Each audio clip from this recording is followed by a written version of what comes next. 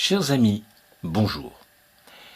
Décidément, je ne pensais pas que ce sujet de la causalité et du karma allait être aussi controversé.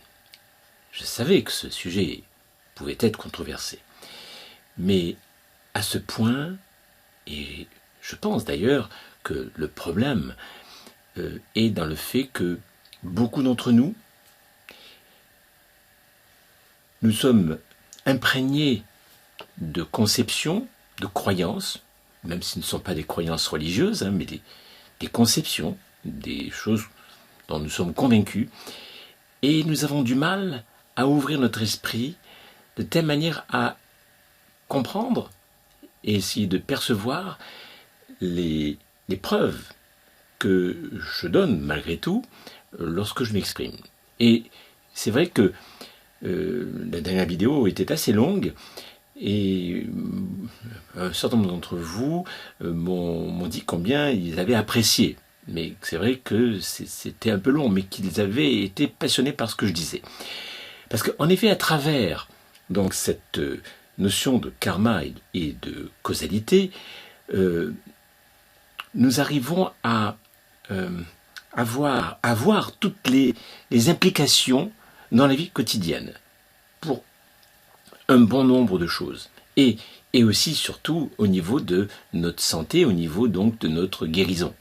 Parce que le fait de ne pas se sentir suffisamment cause de ce qui nous arrive nous empêche véritablement de nous remettre en question en profondeur.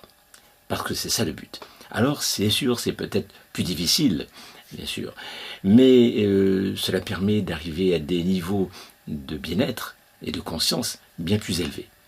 Alors, je vais vous faire écouter tout d'abord un message que j'ai reçu par email de quelqu'un qui, justement, d'évidence, trouve que, en effet, ce que j'ai dit la dernière fois sur cette précédente et longue vidéo, trouve que ce que je disais n'était pas tout à fait exact. Bon. Voilà. Et donc, je vais vous faire écouter, c'est le mieux, parce que, quelque part, vous comprendrez beaucoup mieux, et je vais tâcher donc de répondre quelque peu à cette personne, parce que je pense que c'est la moindre des choses que nous puissions échanger, justement. Alors, donc je vais lancer, voilà. Voici le message que j'ai reçu suite à ma dernière vidéo. Bonjour Philippe. Il est toujours très intéressant de vous écouter. Pour ma part, n'ayant aucune preuve du karma, je pense, à ce stade, qu'il s'agit d'une croyance. D'autre part, il est exact que...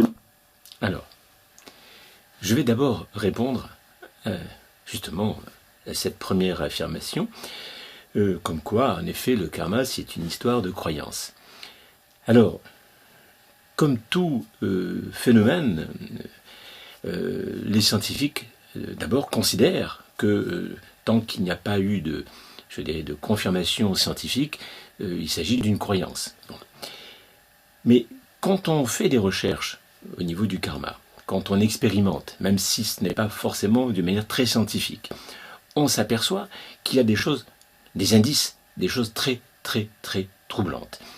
Bien, encore faut-il prendre un peu de temps pour voir un peu tous les cas qui peuvent être rencontrés. Par exemple, d'enfants tout jeunes qui se souviennent de leur vie antérieure, preuve à l'appui. Et je pense d'ailleurs à la télévision, il y a eu déjà donc des éléments qui ont été, des reportages qui ont été faits. Et d'ailleurs, j'avais été à 2 reprises donc invité par la télévision et donc j'ai pu m'exprimer. D'ailleurs, parmi les vidéos que vous pouvez voir sur YouTube, il me semble qu'il y en a une où justement j'ai pu m'exprimer. Et donc, en effet, certes, bien sûr, nous n'avons pas, je dirais, ça n'a pas été reconnu en quelque sorte scientifiquement. Mais de même d'ailleurs que l'homéopathie n'a pas été reconnue scientifiquement. De même que, je dirais, la mémoire de l'eau n'a pas été reconnu scientifiquement. En tout cas, controversé par les scientifiques. Vous savez très bien que beaucoup de théories ont été simplement confirmées maintenant que assez récemment. Donc, il faut dire que la science prend du temps et elle a raison pour s'assurer donc de la validité des expériences et de la conformité, donc, je dirais, à l'esprit scientifique. D'ailleurs, il y a d'autres domaines, sur l'influence de la Lune, par exemple, et même donc sur les marées, mais aussi sur nous-mêmes. Il faut reconnaître que nous avons une influence indéniable. Nous sommes influencés, excusez-moi, nous sommes influencés par la Lune, au point que, au moment de la pleine Lune, eh bien, on est bien souvent stressé, les comportements peuvent être excessifs, et dans certains hôpitaux psychiatriques, paraît-il, eh bien, on calme donc les patients. Enfin, les personnes qui sont donc dans les hôpitaux psychiatriques. Et la police a déjà pu constater, il y a eu des statistiques de fait, comme quoi, en effet, la Lune interfère sur, finalement, le comportement des êtres humains. Beaucoup plus, je dirais, de violence et d'activité violente au moment de la pleine Lune, par exemple. Bon. Donc, bien sûr, un bon nombre de scientifiques ne sont pas du tout convaincus donc de l'importance donc de chercher à expérimenter.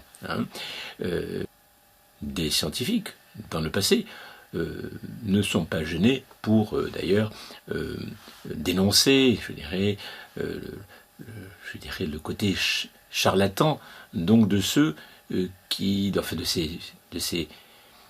ces activités, y compris l'homéopathie, de dénoncer cela comme du charlatanisme, et comme finalement et encore récemment d'ailleurs, nous avons vu que certains scientifiques ont été traités de charlatans alors que ce sont d'éminents scientifiques. Donc entre scientifiques, il faut comprendre qu'il peut y avoir aussi beaucoup de lutte intestine, car la science, même si elle est en effet une très belle chose, et donc elle apporte, je dirais, un des progrès au niveau donc de la connaissance, mais il faut comprendre que derrière la science, il y a des scientifiques, donc des êtres humains, qui ne sont pas toujours très équilibrés, qui ne sont pas toujours finalement remplis d'une suffisante sagesse. Il est évident que des personnes comme Kepler ou comme Newton n'auraient pas posé de problème. C'est-à-dire pour eux, ce sont d'éminents scientifiques qui ont toujours, d'ailleurs,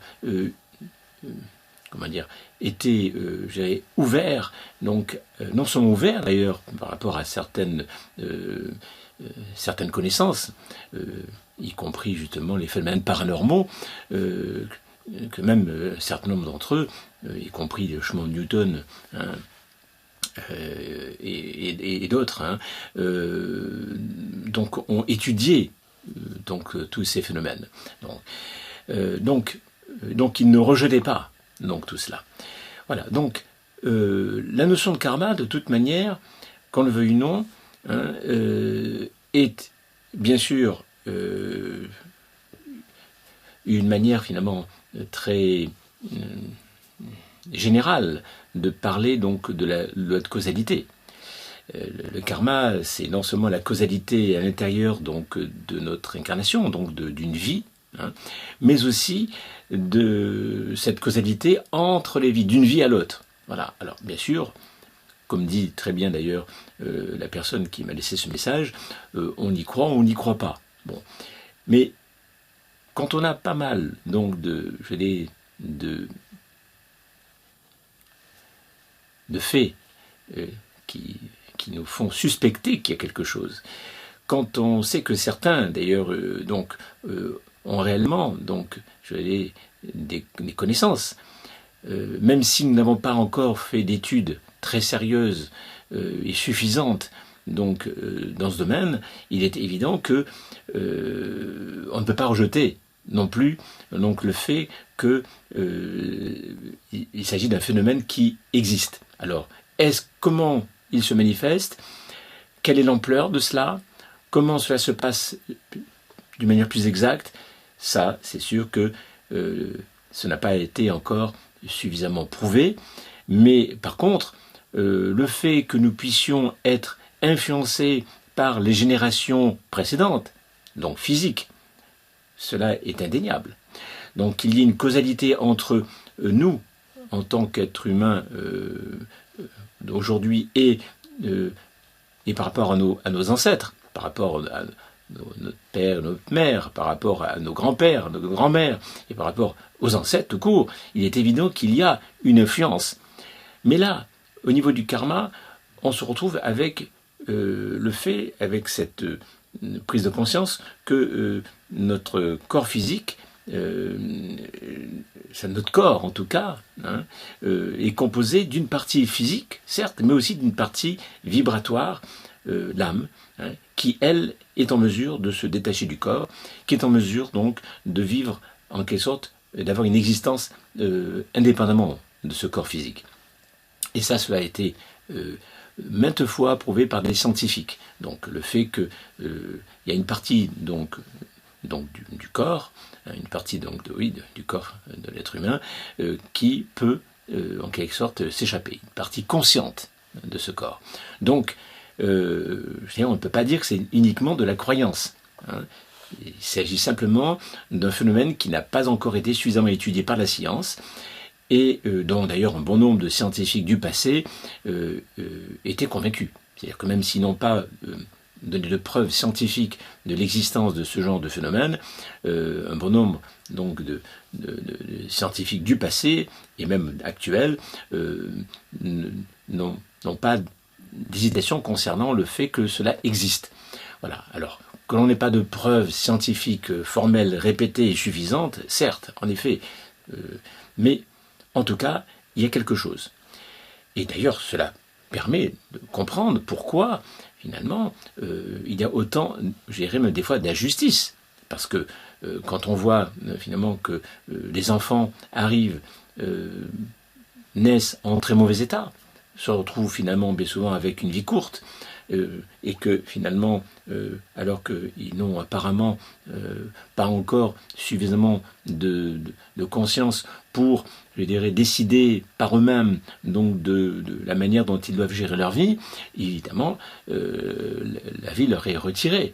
Et donc, en quelque sorte, il y a quand même des phénomènes, il y a des faits qui soit prouvent que finalement personne n'est cause, et qu'en quelque sorte, à partir de quel moment pouvons-nous dire que quelqu'un, un être humain, est cause, et à partir de quel moment il n'est pas cause.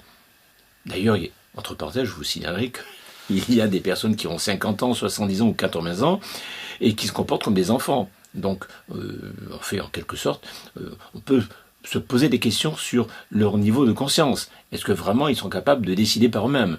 Ne sont-ils pas simplement l'objet finalement de leur conditionnement, des différentes finalement pulsions intérieures qu'ils ont, hein.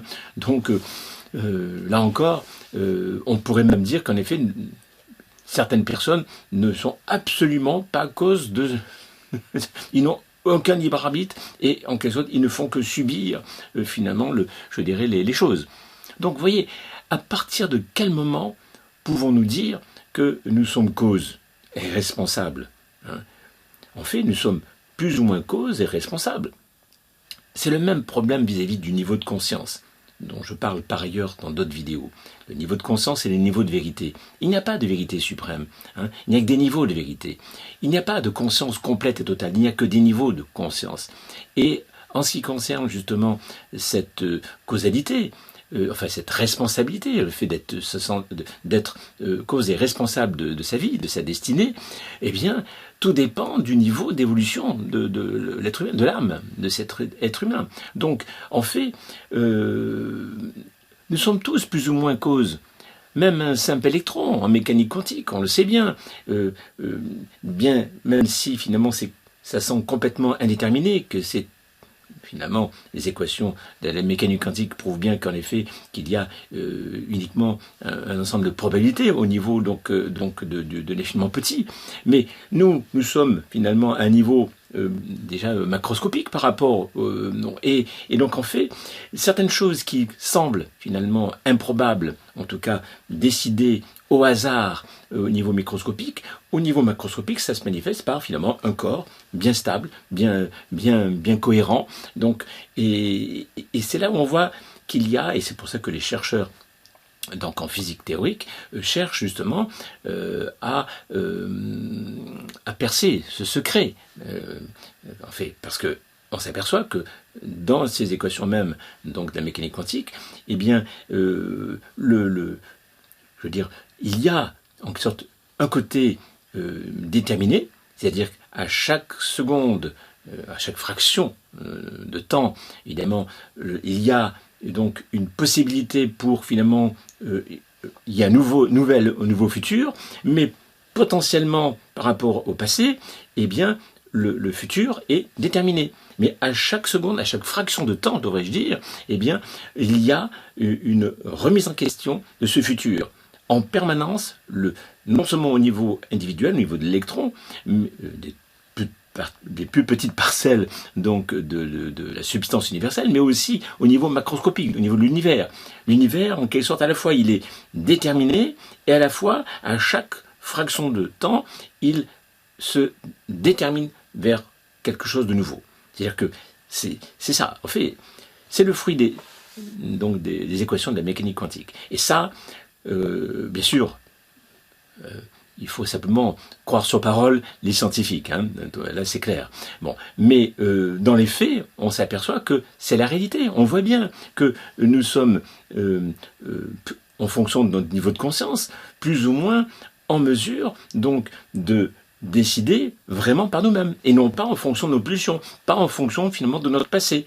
Nous sommes capables en effet de changer le courant, en tout cas, plus ou moins. Ça ne veut pas dire, quand on dit qu'un être humain donc, est doué donc de conscience et en quelque sorte qu'il est cause et est responsable de son avenir, ça ne veut pas dire qu'il est responsable complètement et totalement, c'est-à-dire que quoi qu'il décide, il va l'obtenir. Ça ne veut pas dire qu'il va être capable de complètement déterminer exactement le futur qu'il veut, mais en tout cas, il peut modifier en permanence son futur.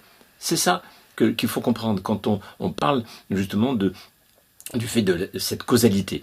Et bien sûr, concernant, je dirais, un chien ou un chat, hein, il est évident que le déterminisme est beaucoup plus important. Et donc, je dirais, le libre arbitre est très faible. Et en quelque sorte, je dirais, la possibilité pour un chien ou un chat de se déterminer par lui-même, en quelque sorte, comme le ferait un être humain, est beaucoup plus faible. Hein.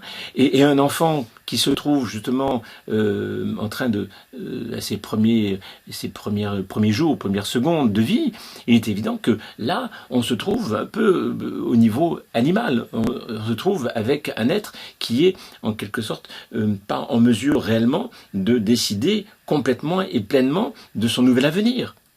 Donc, il est donc du fait même, à la limite, de la causalité, du fait que son père et sa mère donc l'ont créé, donc potentiellement donc il a un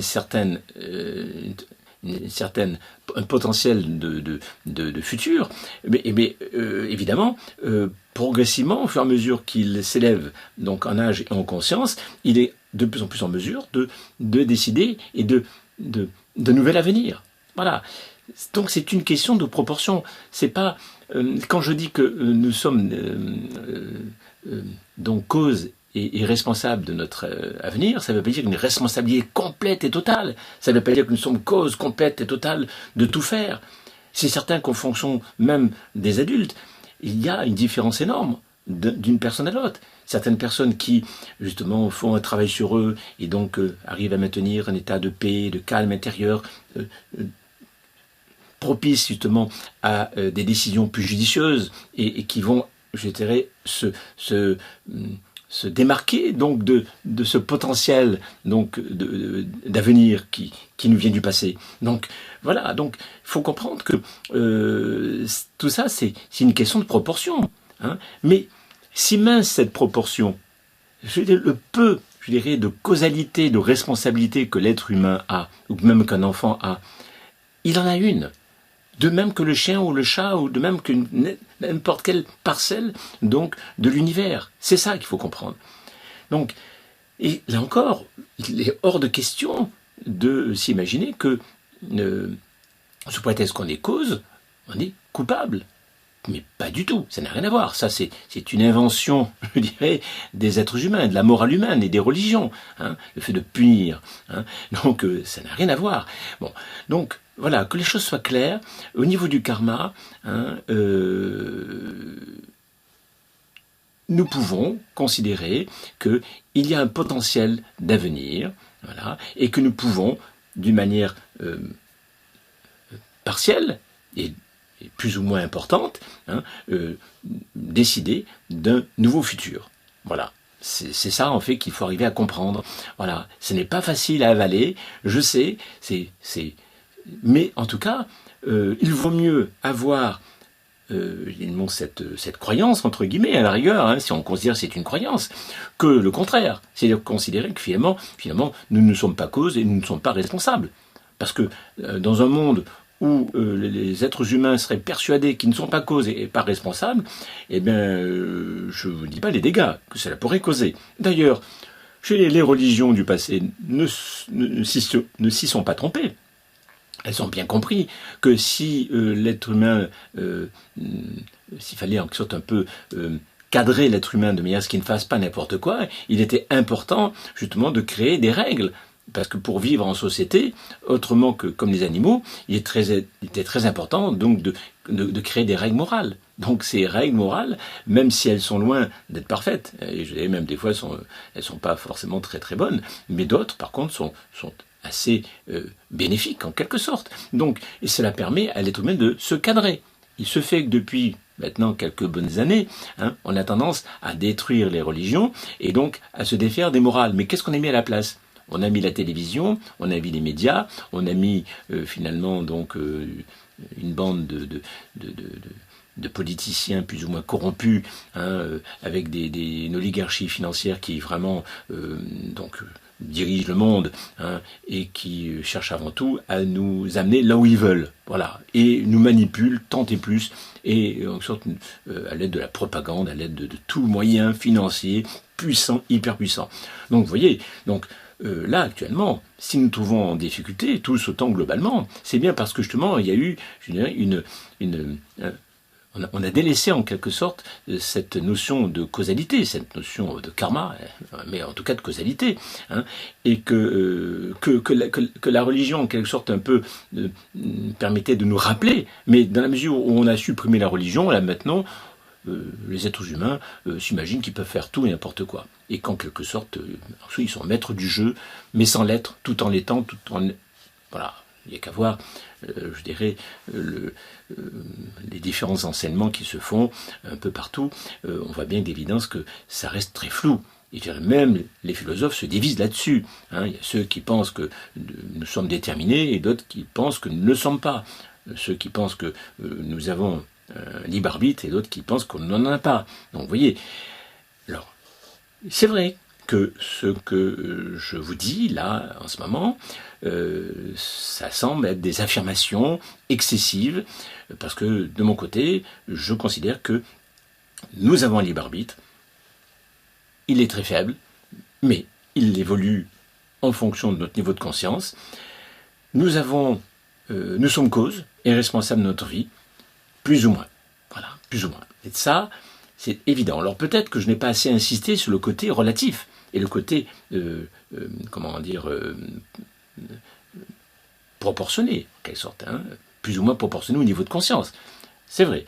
Bon, mais en tout cas, il faut bien comprendre que nous sommes là bien plus proches, non seulement de la réalité, mais nous sommes en mesure à ce moment-là de pouvoir nous remettre en question d'une manière saine et de manière à pouvoir créer un monde meilleur. Parce que tant que nous restons dans un niveau de conscience bas, tant que nous croyons être dans un niveau de conscience important alors qu'on ne l'est pas, tant que nous ne sommes pas conscients que nous sommes finalement extrêmement responsables donc, de notre avenir, ce qui ne veut pas dire coupable, eh bien, nous aurons bien souvent des personnes qui, par exemple, au niveau de la santé, eh bien, se contenteront toujours de compter sur les autres, de compter finalement sur la faute à pas de chance, finalement sur la grâce divine, ou en tout cas quelques moyens somnifères pour s'endormir parce qu'on a du mal, excitant pour se dynamiser, drogue, etc. En France, par exemple, plus de 50% de la population utilise des drogues diverses et variées, hein. Entre autres des médicaments, hein, mais voilà, donc il faut voir là-dedans que la société est malade, qu'on le veuille ou non, même si ces personnes sont capables donc de parler, sont capables donc de passer à la télévision, sont capables donc d'être, je dirais, de travailler et ainsi de suite. Ça n'empêche pas que nous avons affaire à une société de personnes qui sont dans un niveau de conscience assez bas, qu'on le veuille ou non. Et c'est la raison pour laquelle notre société actuellement subit, je dirais, cette crise, entre guillemets, hein, qui finalement fait beaucoup de ravages et qui risque d'en faire encore beaucoup. Voilà. Donc là, je pense avoir assez bien répondu au niveau donc du karma. Maintenant, je vais continuer. Nous sommes cause de notre vie, de nos actions, de notre avenir. Si nous réussissons un examen ou si nous échouons à un examen, nous sommes bien responsables dans les deux cas, parce que cela dépend de soi. Par contre, si quelqu'un m'agresse, je ne suis pas cause, car cela ne dépend pas de moi. Oui, alors, j'arrête un petit peu. Donc, c'est une bonne chose, apparemment. Cette personne me dit qu'elle est d'accord pour convenir que nous sommes cause. Mais pas pour tout. Nous sommes cause, mais finalement, en fonction des circonstances. C'est-à-dire que nous sommes cause, finalement, comme je l'ai dit à maintes reprises.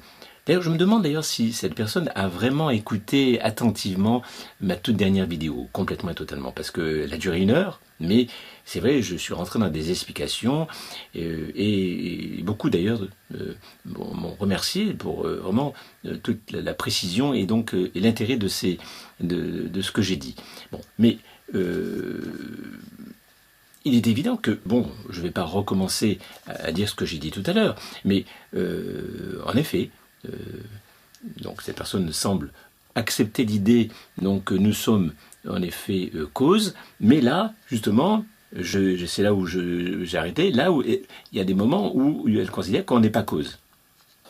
En psychologie de l'enfant et en neurosciences, on sait maintenant que les expériences vécues par un enfant qui a été maltraité perturbent le développement du cerveau et tout le développement social, émotionnel, ainsi que les apprentissages.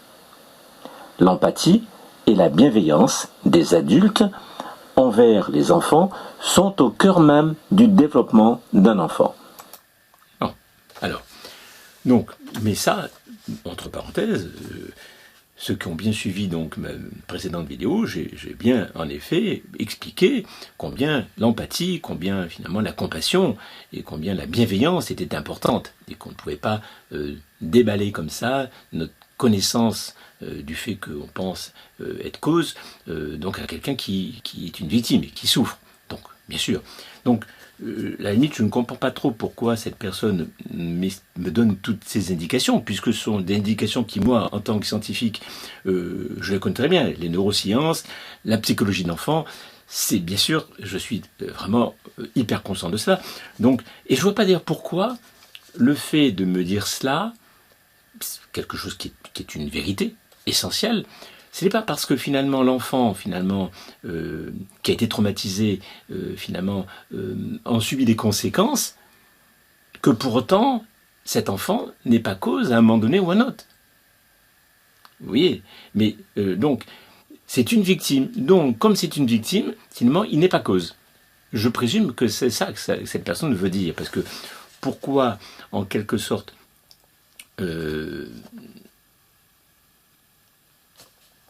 d'ailleurs, entre parenthèses, il y a deux idées là-dedans.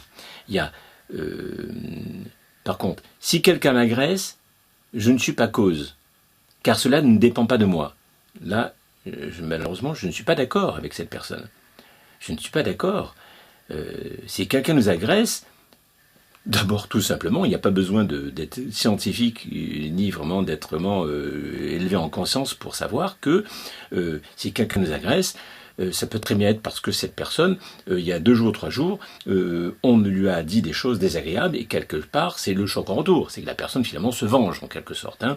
Donc, ça prouve bien qu'il y a donc toujours une causalité. Et donc, à quelqu'un à qui on a fait du mal, à quelqu'un qu'on a perturbé, risque de nous perturber à un autre moment. Hein.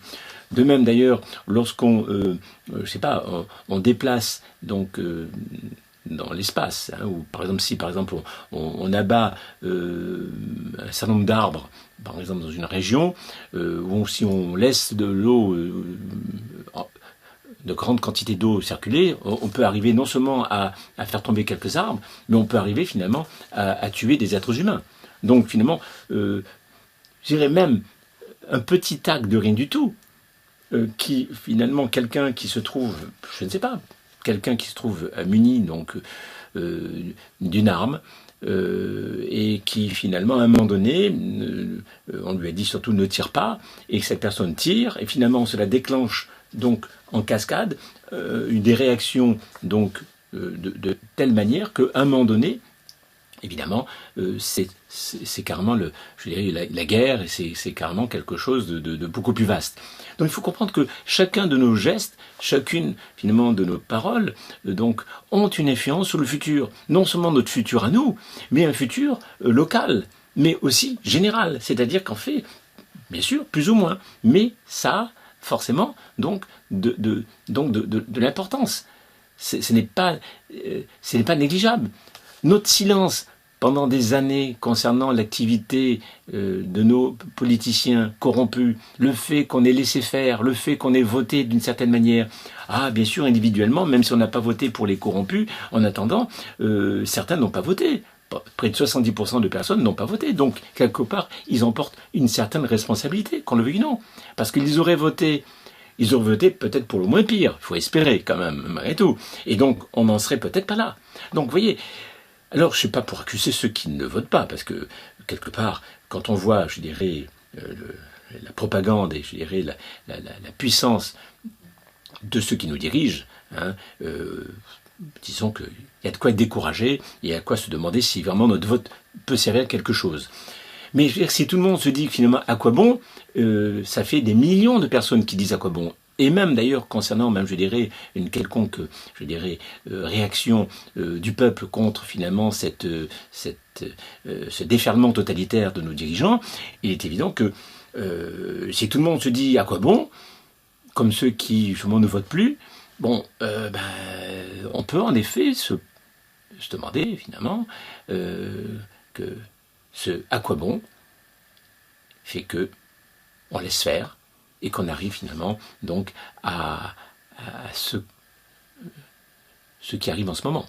D'ailleurs, il y a toujours cette fameuse pensée d'Einstein qui est dit la chose suivante.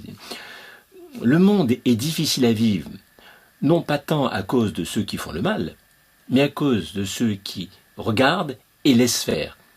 Et en effet, on laisse faire, parce que à la limite, si on ne vote pas, au moins on pourrait très bien prendre la décision justement de sortir dans la rue, de former des groupes, de faire quelque chose, en tout cas de résister, même pacifiquement, mais faire quelque chose. Or, que ce soit ceux qui ne votent pas ou que ce soit ceux qui finalement votaient, on a laissé faire. Donc, vous voyez comme quoi il y a bien une causalité. Et que si on se trouve avec une société qui est décadente et totalitaire maintenant, c'est que en effet, bon, nous n'avons pas non plus fait ce qu'il fallait, tout simplement. Nous avons laissé faire. Alors oui, justement. Alors, ensuite, cette personne parle des enfants. Attribuer la responsabilité à un enfant est une grave erreur. Merci pour le temps que vous prenez à expliciter votre point de vue. Bien cordialement. Bon, alors, cette personne apprécie ce que je fais, je la remercie de tout cœur, mais là encore, quand on écoute ma dernière vidéo, j'explique de long en large combien il est important, même si on est conscient donc d'être cause et responsable, ce n'est pas une raison pour, quand quelqu'un souffre, quand quelqu'un est victime, de lui balancer en quelque sorte cette notion donc de causalité et de karma ou quoi que ce soit. Donc, en fait, cette personne me reproche finalement, donc, en fait, elle me parle comme si, elle me dit des choses comme si finalement, sous prétexte que je considère que nous sommes cause, eh bien, finalement, je maltraite, enfin, et les personnes qui pensent comme moi risquent de maltraiter les enfants. Parce que c'est ça, en quelque sorte. Parce que, et pourtant, je pense être resté dans le détail. J'ai vraiment détaillé tout cela pour bien expliquer combien tout ce que dit cette personne est vrai. C'est-à-dire qu'en effet, un enfant maltraité souffre et risque ensuite après, en effet, de se retrouver avec des grandes difficultés par la suite. Non seulement au cours de son enfance, mais ensuite après, en tant qu'adulte. Donc, mais ça ne... Je vois pas le rapport, même la rigueur, avec cette causalité. C'est-à-dire que, bien sûr, ils ont souffert, ils sont en quelque sorte traumatisés, et donc ils arrivent à l'âge adulte, ils se trouvent donc en effet des victimes adultes, voilà, dont il faut s'occuper. Où est le problème? Il faut s'en occuper non seulement en tant qu'enfant, c'est possible, et c'est possible d'ailleurs mettre en place justement une philosophie de vie sociale, je dirais, et je dirais comment ça, une société où il fera bon vivre, où en quelque sorte les enfants puissent être vraiment respectés correctement, et qu'il ne puisse pas y avoir d'individus qui puissent, je dirais, les violer ou abuser d'eux. Bon, c'est évident. Bon, mais là encore, qu'ils aient été maltraités, et qu'ensuite après, plus tard, à l'âge adulte, eh bien, en effet, ils ne se comportent pas toujours très bien, ils sont cause. Ils sont cause. Dès le moment où ils commencent à avoir un peu plus de conscience, ils sont de plus en plus cause. Ils sont de plus en plus responsables. Vous comprenez pourquoi je parle de niveau de conscience, de niveau de causalité, de niveau de responsabilité. C'est-à-dire que quelqu'un qui a un niveau de responsabilité, de conscience élevé, arrivera bien plus à être responsable de ce qui lui arrive, par rapport à d'autres qui sont simplement dans, je dirais, un peu d'animalité, dans la réactivité, et donc ballottés par les influences extérieures. C'est pour ça que j'apporte une grande importance donc à cette notion de conscience. Dans mon enseignement, en particulier dans celui des 12 règles fondamentales de la vie, je développe tout cela. Et je dirais que c'est la base, parce que ça permet ensuite d'arriver à une véritable transformation de chacun. Un véritable travail sur soi, en profondeur, qui nous permet donc de nous trouver en meilleure santé, et donc d'arriver à provoquer de bons et beaux événements à tout niveau, quel que soit le domaine. Donc, en quelque sorte, arriver finalement à réussir sa vie. Hein. Donc, et ça me semble fondamental. Et vraiment, le fait même de se concentrer à ce point au départ sur finalement cette notion de causalité, de cause et de responsabilité, permet ensuite un meilleur travail sur soi. Parce que si quelqu'un, au départ, doute profondément du fait qu'il puisse être cause, sous prétexte que finalement il a été maltraité, sous prétexte qu'il a vécu des choses, etc., sous prétexte de ceci, sous prétexte de cela. Et dans ce cas-là, comment voulez-vous que cette personne puisse vraiment se remettre en question et véritablement améliorer sa destinée? C'est impossible. On peut à la limite se soulager à la rigueur, mais on ne peut pas guérir. Une véritable guérison consiste, elle doit passer forcément par une prise de conscience très profonde, donc du fait qu'on est cause et responsable. Alors, pour revenir encore sur le problème donc du fait que cette personne pense que quand, je reviens sur la phrase, si quelqu'un m'agresse, je ne suis pas cause, car cela ne dépend pas de moi. Je suis désolé. Non seulement ça peut être un choc au retour, c'est-à-dire que quelqu'un qu'on a déjà plus ou moins maltraité, en tout cas qu'on a tenu de loin, que cette personne nous a... C'est même un chien. Un chien, bon, vous voyez, sans parler d'êtres humains, même un chien, il sent notre peur. Pourquoi ce chien va nous agresser à nous plutôt qu'à une autre personne? Pourquoi, à un moment donné, va-t-il se mettre à nous agresser? Parce qu'il sent notre peur. Et donc, finalement, du fait même qu'on n'a pas géré nos peurs, du fait même qu'on n'est pas en paix suffisante, lorsqu'on passe devant un chien, on a une grande probabilité pour que ce chien, si surtout c'est un chien agressif, en effet, non seulement nous aboie, mais nous morde. Donc là, nous ne sommes pas cause. Nous sommes cause du fait que nous n'avons pas fait un véritable travail sur nous-mêmes. Et nous n'avons pas maintenu suffisamment la paix et l'amour en nous-mêmes. Donc forcément, à un moment donné, nous nous trouvons en difficulté. De même que quelqu'un qui sort sans parapluie, alors que d'évidence il pleut, cette personne va se mouiller. Est-ce que c'est la faute de la pluie? Mais non. Simplement qu'en effet, voilà. Alors, bien sûr, si quelqu'un à un moment donné se met en travers de votre route, à un moment donné, que personne ne vous connaissez pas, que ce soit pour un accident, ou que ce soit d'ailleurs quelqu'un qui s'installe au-dessous de chez vous et qui finalement se met à démolir les murs donc qu'on appelle ça les murs de fondement d'un immeuble, enfin en tout cas quelqu'un qui se comporte mal, qui rentre dans l'immeuble et qui se comporte mal, sans pour autant que ça soit cela, ça peut être en tout cas quelqu'un qu'on ne connaît pas. Cette personne vient se mettre à proximité de chez nous pour finalement arriver à commettre des faits qui puissent mettre en danger notre vie, qui puissent perturber aussi peut-être notre bien-être en général, et peut-être au niveau du bruit, au niveau peut-être de la solidité de l'immeuble, etc. Bon, on peut toujours a priori dire que ben non, moi je connais pas cette personne, ce n'est pas moi qui ai créé ça. Oui, mais oublions que ce soit quelqu'un, un être humain. Si on circule dans une forêt, bon, et que, finalement, par le fait qu'on avance d'un côté de la forêt plutôt que d'un autre côté de la forêt, et que on a choisi le mauvais côté de la forêt, un côté de la forêt où il y a justement peut-être un nid de guêpes, ou en tout cas certaines bêtes qui risquent de nous agresser. C'est le choix que l'on a fait entre tourner à droite ou tourner à gauche dans la forêt, fait qu'en effet nous sommes bien cause.